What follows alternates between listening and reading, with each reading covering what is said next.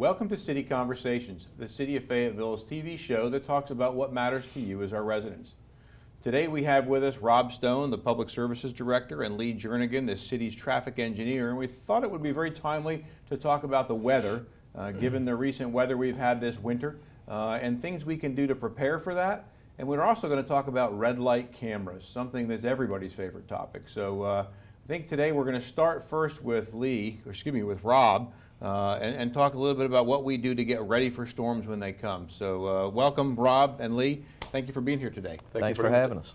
So, you know, we've gone through some storm things in the last couple of weeks and even months and years with the hurricane and with storm events that we have come here. So really we wanted to just talk about what we can tell our residents in terms of what they need to do to prepare for a storm. So, you know, given that it's winter now, what are some things you could share with our residents? Sure. The first thing is when you're expecting the winter weather event is to prepare for it accordingly. If at all possible, stay off the road as much as possible. Again, that gives our crews opportunity to do their job and get the roads clear as possible, and it gives opportunity to keep everyone safe. So you bring up a great point about getting ready for that weather. I would bring up too that when we know weather is coming and we're starting to close roads or to tell people to prepare, we often do put things up on our website, which is FayettevilleNC.gov, and we'll put the alert banner up there that says, you know, please be advised there's some weather concerns coming up, or these certain roads are closed, so we can keep our residents prepared. So as your drivers are going out and about town doing things in advance of let's use winter storm as an example, since so we're in the middle of winter months, what type of stuff does your crew do to get ready for the winter storms? Sure. When we know that the storm is coming, to predict a storm, we'll go out and brine, and that's actually a salt water mixture. And they put that out on all our trouble spots and all the bridges, some of the major hills and curves that we're aware that we have problems with. And also they'll go out and clean the storm drains, try to make sure they're as clear as possible, so as the snow begins to melt, the water has somewhere to go so it doesn't sit on the road and refreeze. And is this 24, 48, 72 hours in advance? How often or how far in advance? It's usually about 24 hours usually. We really take our direction from DOT. When DOT starts, we'll follow their lead. They have a lot more of the corridors in the city. The major corridors are maintained by DOT. So when they start theirs, we'll follow suit and we'll begin putting out the brine. And again, that's just a salt water mixture, and that just helps keep the ice from bonding to the pavement as much as possible, and it makes it easier to plow. So when we keep that ice bonding from happening to the actual pavement, the trucks are plowing a lot more effective. Now, you mentioned that it's got to dry to be effective. So if it's raining before a storm comes and we're going to go from that rainy mix into a snowy mix, is it effective? It is, but the rain definitely makes it less effective. If we don't have a lot of rain, it can still help, but if we have a heavy rain, it makes it a lot less effective, absolutely. And when those trucks are out and they're driving around town, what are some things you could share with our residents who are obviously drivers to do to be safe for both them and for our city employees? Sure. Give them as much berth as you can. Again, they're spraying salt water, and this brine mixture is even more saltier than the ocean water, so it's not good for your vehicles. So if you can give them a little bit of berth and let that mixture hit the ground and dry just before you start driving on it, and it gives them an opportunity to get areas that they need to. So. Sure. I think it's important too, Rob, the DOT standpoint, their crews are out operating at the same time, so give them the same courtesy you would our folks, and we work closely together with them in partnership. Both of us are previous DOT employees, so we understand the roles that they have, and again, we work very closely during, and post the event to make sure we're covering not only city streets or DOT roads, but the whole area in general. Okay, well that's a great point, Lee, too, about the DOT relationship with the city and both of you being former employees. How do you coordinate with them, and how often do you coordinate with them to make sure that things are going smoothly? It's on a regular basis, especially during an event. We'll have conversations with them. Our people that are actually on the street doing the work, they have the emergency contacts if they need to get a hold of them, but it's constant. And how do you know which roads are theirs and which roads are ours? That's really from experience, but most of the major thoroughfares are DOT roads. If it's a NC or US route, that's a DOT route. Ours are usually the smaller roads, the 2-lane, and the neighborhood streets are ours. Okay. And how many miles of roads do we have here in the city? Between 740 and 750, it's approximately 745 miles are Wow. city maintained. And our dispatchers are aware of that jurisdictional limit, and if there's any confusion, again, we work very well with each of us together. So if a dispatcher contacts the wrong person, we're very good about making sure it gets pointed in the right direction. Right. And that's a lot of roads to cover. How many trucks do we have that cover all this area? So again, winter storm event, and we've got a brine, and we've got our crews out. They work 24/7, or are they on 8-hour shifts? How does that go down? Once an event hits, depending on the severity, we will go to a 24-hour process. We have 12-hour shifts, 7 to 7. We usually have between 6 and 10 trucks, anywhere from 25 to 30 people per shift, and they were just around the clock. So that's constant, and that way we can cover what we need to. So 6 to 10 trucks covering 700 miles of roadway in the advance of a major storm. Right. So that's a challenge. Absolutely. And you mentioned earlier the storm drains and the fact that we've got out there. I want to say, how many thousands of storm drains do we have across It's the somewhere city? between 13 and 15,000 storm drains. So I would offer to you, our viewers, to clean storm drains if you can. I know we hear comments from residents sometimes saying, well, that's not my job to clean a storm drain, but it takes 20 or 30 seconds sometimes to go out and scoop that drain out and clean it so that it's one less of those 11 to 13,000 drains that our city employees have to worry about cleaning. And really, it helps the city. Absolutely. And it helps their correct. street to make sure it doesn't get flooded, to make sure the brine goes down effectively, to make sure the water can drain and it doesn't ice over their streets. Absolutely. We really appreciate any help that citizens can do. If you're out walking or walking your pet and it's covered up with pine straw, you can just kick that out of the way or place off, and that makes a big difference for the water flowing. It really does. So what's your biggest challenge with preparing for a storm or during a storm as you're going through a winter event? The biggest challenge, again, is just making sure our prep, that we're ready, that we have all the vehicles prepared, the salt and sand mixtures are prepared, the blades are proper. It just, again, it's the prep work. And then once the event starts, the biggest thing is making sure that the citizens give us room to do their job. Part of the problem is having a lot of vehicles on the road trying to maneuver through the winter weather, and also parked cars. If the cars are parked on the shoulders and having a plow trying to move through the neighborhoods, it's difficult sometimes, and sometimes you can't get to an area just because the vehicles are parked on the street.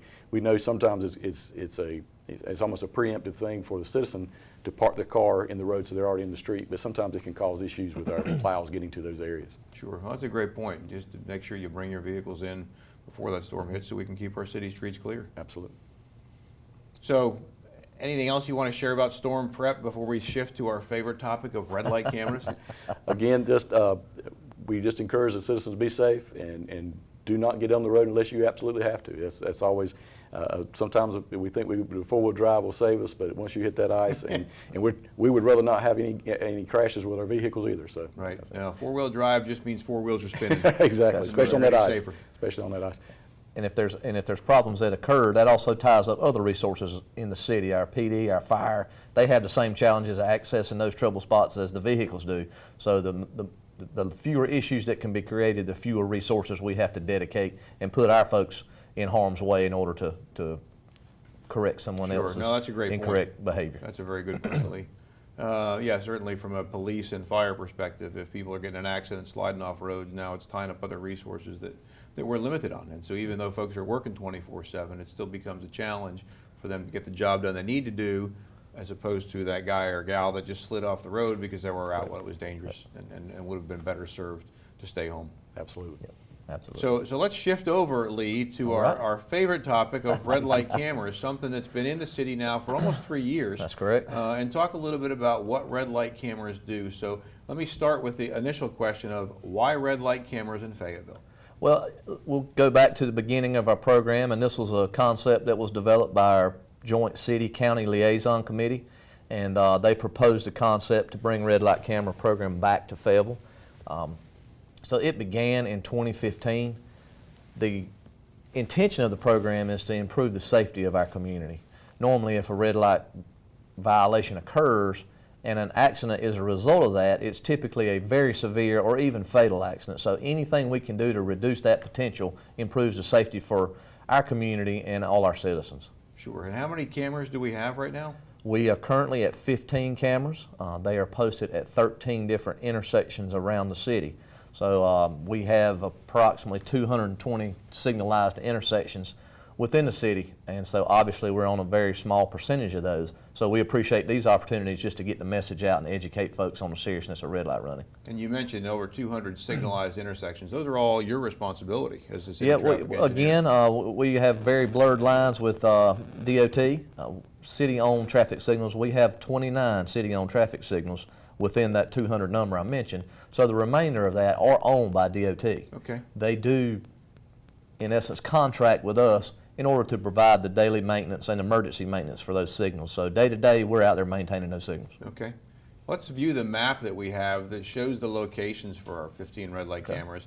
And are there anything special you want to share about the locations, where they're at, which ones might be more prevalent or likely to incur red light violators? Well, you know, locations are based on a varying different constraints. A lot of times we say just put them at the highest accident intersections. Well, if we did that, they'd all be on Skybo Road. So obviously we'd like to hit a bigger audience and provide more education across the city. Other things, constructability constraints such as signs or trees or things like that may be in the way and prevent us from installing a camera at a certain intersection. So we use a collaborative team with our police department, our vendor, American Traffic Solutions, NCDOT as a partner, our school system as a partner, and we collaborated to determine where those locations needed to be. And what exactly gives us the authority to allow us to even have red light cameras in Fayetteville? Yeah, well, initially the authority came from the North Carolina legislature, and a bill had to be introduced in order to allow the city of Fayetteville to begin that program. That legislation was approved in 2014, early 2015, and once it was complete, we began initiation of the program. And the fine for this is how much every time somebody? Well, a violator would incur a fine of $100. If they pay that fine within the first 30 days, they will not incur an additional $100 late fee. So again, it's pretty foolproof. If you receive a violation, the violation that you receive in the mail includes photos of the violation that occurred, as well as the dates and the time and the location of where it occurred. And also on that violation, it gives you instructions on a website you can visit to see a 12-second video of the violation that occurred. Which I think is what we're looking at right here. So yes, we can see some of the violations, and with these you can understand the potential seriousness of red light running in our community. So that the fine is $100, and we advise folks if they get that, go ahead and pay it so they don't incur an additional late fee fine. And do you have a lot of people that don't pay them on time? We have some. Again, we would encourage folks that get it to either go ahead and process it, or if they would like to appeal, there's a process in place for that. Okay. So, but again, we stress that 30-day time period because we don't want to incur additional expense. And you mentioned that they get pictures of photos in the mail and seeing how that violation occurred. That's correct. Before that all happens, though, it goes through a pretty stringent review process where everybody's looking to see what happens. Talk a little bit about that review process from ATS. That's a good question. One comment we get a lot from folks is that they see the cameras being activated a lot, because you can actually see the flash of the equipment when an event is captured. That doesn't necessarily mean that a violation will be issued as a result of that flash that they see. So all those flashes, all those events are captured and they're processed by our vendor, American Traffic Solutions. So based on the rules we have set up for the program, that event is reviewed and a human being will determine whether to issue that as a violation for our program or not. So that really calls out the majority of the false alarms, if you will, of that people that probably didn't get them. Yes, sir. That calls out a lot of that and really laser focuses the program for the intentions we want to achieve. And the violation that occurs, I think we had talked about before, it only happens when they're going straight through That's correct. an intersection. No left turn, right turn? No, we do not enforce any left turns or right turns. We focus mainly on straight through movements because, again, the intention of the program is safety. So if a red light running incident occurs and a crash is a result of that, in a straight through move, a lot of times the violator speeding, a lot of times if an accident results from that, it's very severe. So we focused our program on just enforcing the through movements of the intersection. Sure. And I think the video we saw earlier certainly demonstrates the severity of some of the crashes Correct. that we've had here in town.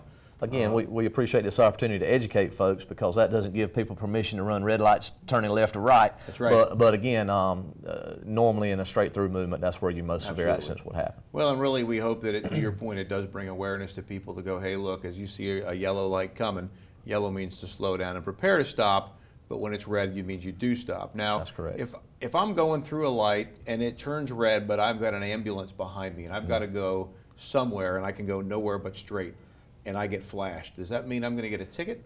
Well, each event is reviewed by a human being. So if you're directed by emergency personnel to proceed through an intersection, again, all these violations are on video, so that human being can see that, and in accordance with our program, that violation should never be issued. One common comment we get a lot is funeral processions. And that's where that video is really useful, because if emergency personnel is directing a funeral procession through an intersection, normally they're kind of leapfrogging the procession. So a still photograph may not actually have that law enforcement officer in that intersection, but they're legally proceeding through. Right. So that video helps eliminate a lot of those false tickets, I'll say, and because people can see that on the video. Right. And back to the fine of the $100, what I'd like to stress and certainly hear from you is that the city does not get any money for this. It is not a money-making venture. That's correct. It is for? All the proceeds go to the school system. Okay. Basically, anything that's outside of the cost of the program becomes proceeds to the Cumberland County school system. So it's a totally violator-funded program. Of that $100 fine that is paid, 35 of that is the cost of the program that goes to our vendor, American Traffic Solutions.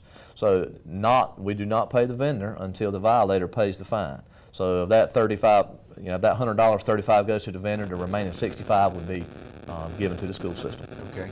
And so again, if I get a ticket and I did look at the review and I still question whether it was really an issue or a violation or not, I want to go to a hearing. How often do you hold hearings, and who do you appear before to do these disputes? Yeah, well, we hold hearings. Initially, we did it 2 times a month, and we found that our hearing schedule was so limited that we reduced that to 1 time a month.